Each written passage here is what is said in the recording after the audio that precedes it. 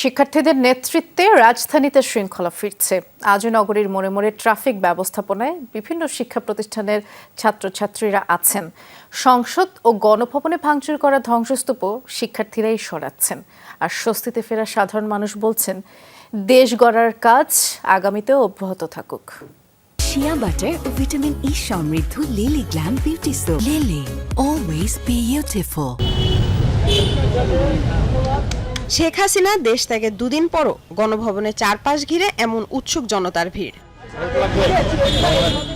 কেউ এসেছেন এক নজর সরকার প্রধানের বাড়ি দেখতে, তো কেউ এসেছেন ধ্বংসযজ্ঞ দেখতে। আবার অনেকে ফেরত দিয়ে যাচ্ছেন লুটপাট হওয়া জিনিসপত্র। তবে সেনাবাহিনীর কড়া প্রহরা থাকায় কেউই ঢুকতে পারছেন না ভিতরে। মঙ্গলবার সংসদ ভবন এলাকায় ধ্বংসস্তূপ পরিষ্কারে নেমেছিল ১৫০ শতাধিক শিক্ষার্থী।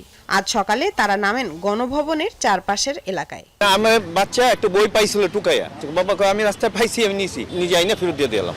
যেদিন নিয়ে গেছি আসলে যথেষ্ট নিয়ে গেছি, বুঝতে পারিনি। সরকারি অফিসে ঢুকে লুটপাট করা এটা জঘন্য অপরাধ হয়েছে। আমরা আগে জিনিসপত্রগুলো সব আলাদা করি, তারপরে আমরা যেগুলো ভালো জিনিস সেগুলো যাতে আমরা ভিতরে পাঠিয়ে দিই। আমরা যে রাস্তাটা এটা ক্লিন করে আমরা চাবো যে একদিন দুই দিনের মধ্যে যাতে রাস্তাটা খুলে দেওয়া হয়। রোদে পুড়ে বৃষ্টিতে ভিজে রাস্তার শৃঙ্খলা ফেরানোর কাজেও শিক্ষার্থীরা তৎপর। প্রতিটি মোড়ে মোড়ে দায়িত্ব পালন করছেন বিভিন্ন কলেজ ও বিশ্ববিদ্যালয়ের ছাত্রছাত্রীরা। ট্রাফিক সিগন্যালে শৃঙ্খলা বজায় রাখতে স্কাউটরা এখানে কাজ করছে। জরুরি ভিত্তিক যেসব গাড়িগুলো আছে, অ্যাম্বুলেন্স, ফায়ার সার্ভিস এবং সেনাবাহিনীর গাড়িকে সর্বোচ্চ প্রায়োরিটি দিচ্ছি। নিজের দেশ মনে করে যদি আমরা দায়িত্বটা নিতে পারি, তবেই কিন্তু আমরা সুন্দর বাংলাদেশ গড়ে তুলতে পারবো। বুধবার থেকে রাজধানী সড়কে বেড়েছে যানবাহনের চাপ, যা সামলাতে শিক্ষার্থীদের পাশে সহায়তার হাত বাড়িয়েছে রেড ক্রিসেন্ট। কোথাও কোথাও দেখা গেছে ফায়ার সার্ভিস সদস্যদেরও।